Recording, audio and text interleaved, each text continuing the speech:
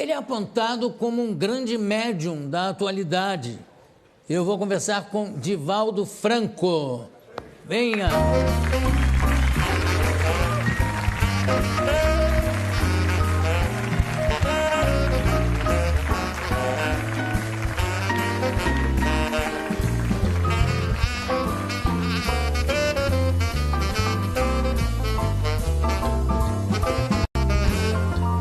Muito obrigado pela sua presença aqui no programa.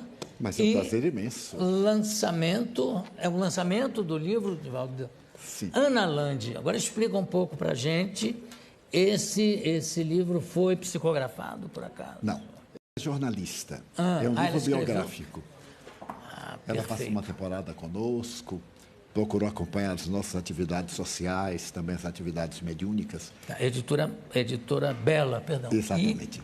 Depois, ela elaborou o livro, publicamos no ano passado, ela publicou aqui na Saraiva, demos autógrafos. Sim. E agora temos o prazer de estar com você. Imagina, o prazer aqui. Um grande prazer. É todo meu.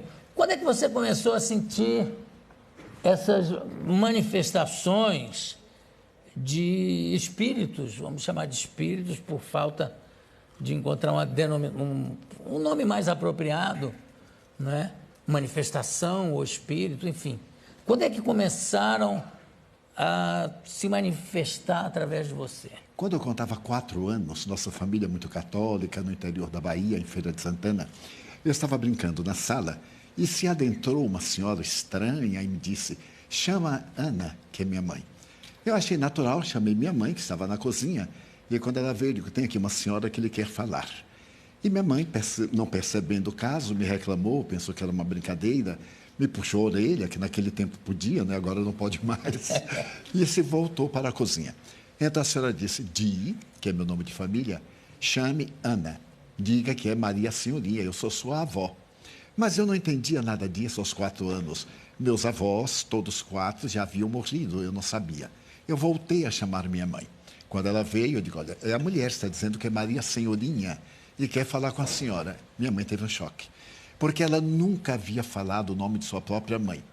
Quando ela nasceu, a mãe morreu de infecção puerperal e ela foi atendida por uma irmã mais velha. Ela ficou assustada: mas como você sabe isso? Eu digo: a senhora está aqui. Mas ela não havia. Então me pegou e levou à casa da minha tia e disse: esse menino enlouqueceu. Ele está dizendo que mamãe está lá. Minha tia então perguntou como é que era ela. Eu lembro vagamente. A saia arrastava, tinha algo na cintura e chamou minha atenção qualquer coisa que tinha aqui. Quando eu descrevi, minha tia disse: olha, é mamãe, porque esse é um camafeu que eu coloquei no seu cadáver. Então, procure saber o que é que ela quer. E as duas ficaram com medo, me deixaram Procure saber o que é que ela... Vai lá. Vai lá. Jogaram o pobre do órfão. E então, eu não me lembro o que aconteceu. Aconteceu um fenômeno psíquico qualquer, eu perdi a consciência. A partir daí, João, eu me tornei uma criança mais ou menos especial. E meu pai era muito severo. Muito especial, como mais ou menos. E aí? Porque eu via coisas que os outros não viam. Via crianças, especialmente um indígena brasileiro que dizia chamar-se Jaguaraçu. E nós brincávamos muito, e eu tinha a impressão que era uma criança como outra qualquer. Você brincava com esse índiozinho? Trepava nas árvores, corria pelo quintal, aquelas casas de quintais muito grandes. E ele trepava nas árvores junto com você também? Então, sempre chegava na frente. Bom, E eu ficava surpreso. E assim, ué, como é que você subiu antes de mim? Eu dizia assim: fenômeno, fenômeno. Mas eu não sabia o que era fenômeno, o índiozinho Jaguaraçu. Quando eu completei lá pelos 7 anos, eu comecei a perceber que eu via muitos outros seres que os meus pais não viam. E então aí criaram-se muitos problemas, porque eu era muito católico, estava sempre na religião, confessava, e o padre terminou por dizer que aquilo era uma influência demoníaca, que o demônio estava desejando... Essas influências são sempre consideradas demoníacas. É uma coisa absurda, não é? Porque nunca me havia proposto nada negativo. E então ele exigia que eu tivesse uma vida reta. Aos 7 anos eu tinha mais do que reta, não podia ter uma vida oblíqua naquela oportunidade. E então ele disse: olha, ore muito. E eu orava. Quanto mais orava, piorava. Porque eu me concentrava, entrava num mundo psíquico mais forte. Por fim, aos 12 anos, eu briguei com Deus. Porque eu disse para ele: você não aguenta o diabo, como é que eu vou aguentar? Se você que criou o diabo não aguenta, como é que eu vou aguentar? Faço de tudo, oro, confesso, comungo. Nesse ínterim eu adoeci. Morreu um irmão meu e eu fui ver ele estava caído no meio da rua e eu tive um impacto muito grande. Voltei para casa, avisei os meus pais e fiquei sentado. Aquele tempo não havia necrópsia nem nada no interior da cidade, só havia um médico. Ele foi levado para a sua casa, que era casado e morava perto de nós. E então, mais ou menos às 8 da noite, minha mãe disse assim: meu filho, vamos fazer o velório, vamos orar o terço de Nossa Senhora. Nós tínhamos uma mesa muito grande, porque nós éramos 13. E então, aquela mesa, 2 bancos. 13 filhos. 13 filhos. Com meu pai e minha mãe, 15. Era assim, muito tranquilo. Era o primeiro laboratório da minha vida. E então, naquele momento, eu me quis levantar e não pude. Tentei outra vez e não pude. Quando minha mãe me puxou, eu caí. E então, foi chamado o médico, ele disse: é um trauma. Foi o choque. Se ele tomar outro choque, ele fica bom. Meus irmãos eram muito inteligentes e me aplicaram o choque elétrico. Não sabiam que era um choque psicológico. E então eu não morri porque eu não estava no programa. Então me assustavam essa coisa do interior. Por fim, no dia 5 de dezembro de 1944, foi levada à nossa casa uma senhora. Ela me olhou detidamente e disse: mas este menino não tem nada. Eu digo: nossa, que surra que eu vou tomar. Eu estava ali acamado desde o dia 23 de junho até 5 de dezembro. Meu pai era do temperamento da psicologia. E lá em casa nós tínhamos um psicólogo pendurado atrás da porta. Qualquer coisa tinha uma sessão de psicoterapia e a gente ficava ótimo, sem recalque, sem conflito, sem nada. Agora, me desculpe, eu estou fazendo cálculos aqui pelas datas que você está me dizendo. Desculpe a minha brutal falta de sensibilidade ou de educação, mas com quantos anos você está? Que idade você tem? 89. Se a gente passar a mão e você pega isso, não? Não, mas eu transfiro com muito prazer para você. O restante que houver, nós dividimos. Olha que loucura. Podemos fazer uma boa parceria. 89. 89 anos de 90 atividade. quando é? 5 de maio. 90. Mas eu não acredito, Jô. De vez em quando eu olho a certidão de idade, deve ter algum engano. Porque eu não sinto nada. Sinto um prazer imenso de viver. Porque, sendo espírita, eu descobri o milagre da vida. O milagre da vida é a alegria de viver. Trabalhar, ter uma vida interior muito tranquila, fazer uma viagem para descobrir qual é o objetivo da nossa vida na Terra, encontrar o significado existencial e não se abater na hora do problema. Problemas todos nós os temos e eles nos chegam como convites ao amadurecimento espiritual e moral. Agora, desculpa, Divaldo, ou Di, sua família chama você de Di. E fico muito feliz de se chamar-me assim. Então tá bom, Di. O seguinte, você com essa aproximação que você tem com o mundo espiritual, você tem alguma noção, já te foi dito, acho que não, mas já te foi dito quando você deve se preparar para embarcar, para ir para o outro lado? Né? A proposta é: esteja preparado para qualquer momento. Porque Jesus havia dito que a hora nós não sabemos. Não pode saber. Mas eu tive uma parada cardíaca há 30 anos. E tive a chamada quase morte. Então eu vi-me fora do corpo. Fui levado para fazer exames e praticamente estava morto. Voltei. Quando eu voltei, eu tive um infarto. E nessa oportunidade, o meu cardiologista, depois de examinar, disse: olha, prepara para morrer dentro de um mês. A sua vida agora é outra. Naquele tempo eram as operações largas, fazia da gente verdadeiros frangos, né? Céu que aberto, abria céu aberto, fazia a pesquisa. E ele disse: olha, Edivaldo, se você tiver o maior repouso, você viverá mais de 30 dias. Mas não pode mais se alimentar como antes, não pode falar. Imagina, dizer isso a um baiano que não pode falar. É mesmo que condenar à morte. Porque o baiano não fala, ele fala pelos cotovelos. E você está vendo, né? E com velocidade para não perder tempo. Tá certo. E a comida, como é que ficou a restrição? Uma Você hoje come de tudo? De tudo e do que aparece. Mas o mais importante é que eu sobrevivi e ele já morreu. Eu fui ao enterro, fiz uma oração muito bonita, agradecendo a Deus antes ele do que eu. É natural, claro. Já que Deus resolveu. Morreu antes Deus ele do que eu. Exatamente. É uma poesia popular. E então aqui estou, mas estou muito feliz. E você trabalha, qual é o tipo de trabalho que você exerce nesse sentido da espiritualidade. Você tem... Eu não sei como usar essa nomenclatura e, de repente, falar uma coisa absolutamente errada. Mas é um centro espírita que você tem? Nós fundamos um centro espírita em 1947. Sei. Mas Aonde como é? cidadão, em Salvador. Como cidadão, eu trabalhei para uma autarquia do governo, que era o IPASE. Hoje são 4 letrinhas muito queridas, INSS. Todo brasileiro gosta dessas letras, né? Porque isso faz parte da felicidade. Então, trabalhei para o Instituto, aposentei-me em 1980 e dediquei tempo integral ao Espiritismo. E como é que é? Você tem... É um local... Nós temos uma você comunidade. recebe pessoas... Recebemos. Nós educamos crianças. Somos pioneiros na América Latina com os lares substitutos. Nós tínhamos uma casa grande, um lar, um orfanato convencional.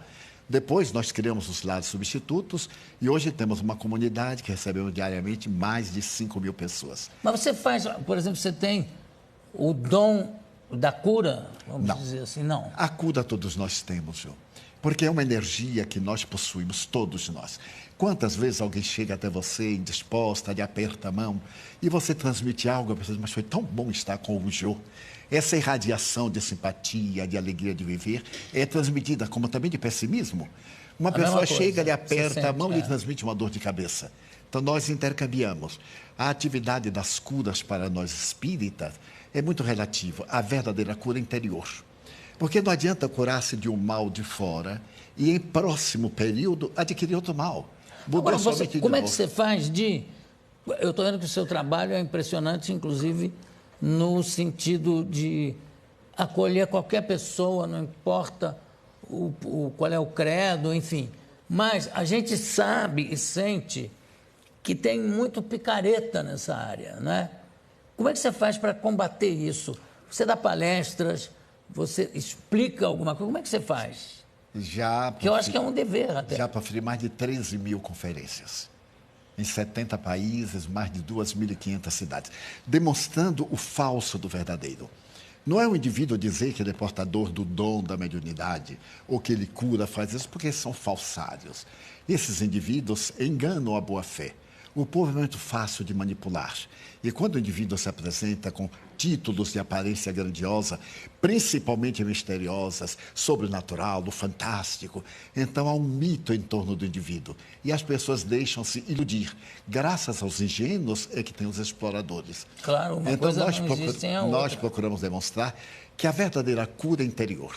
Se eu me melhoro, eu não reflito qualquer enfermidade. Como diz a Organização Mundial de Saúde, não existem doenças, existem doentes.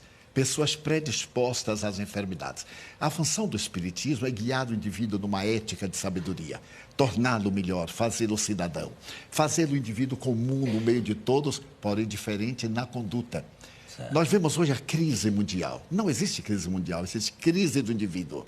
Indivíduos vazios que perderam os objetivos essenciais. E esse indivíduo vazio, ele se comunica com outro e cria esse estado mórbido do pessimismo que todos estamos vivendo. Eu vou pedir para mostrar um filme que tem aqui. Não sei, acho que é um documentário que a produção, eu não vi. A produção me disse que é uma coisa espetacular, que é muito bom. Então eu queria compartilhar com a plateia, com o pessoal de casa também. Virem, solta para a gente ver, por favor. Favela do Pau da Lima, Salvador, Bahia. Em meio ao abandono da periferia, um oásis construído ao longo de 63 anos. O Portão Azul dá acesso à escola e comida a 3.500 crianças pobres e atendimento médico a 2.500 adultos, todos os dias, tudo de graça. 400 voluntários atendem à convocação do fundador. Uma verdadeira cidade com ruas, casas, biblioteca, hospital, padaria, que ele planejou e ajudou a construir. Que loucura isso! São quantas pessoas?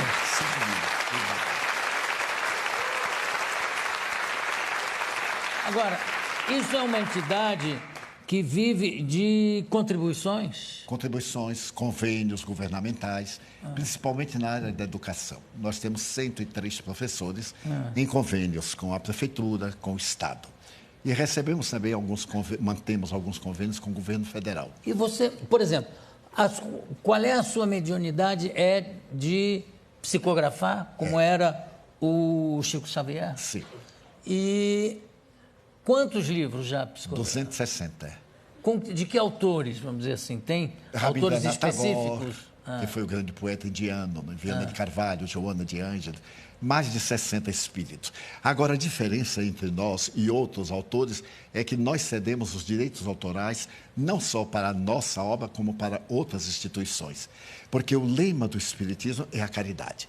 Mas não apenas a caridade de doar, a caridade moral, a caridade de compreender os outros. Cada qual tem o direito de crer ou de não crer. Eu respeito mais um ateu digno do que um religioso hipócrita. Então, a grande coisa...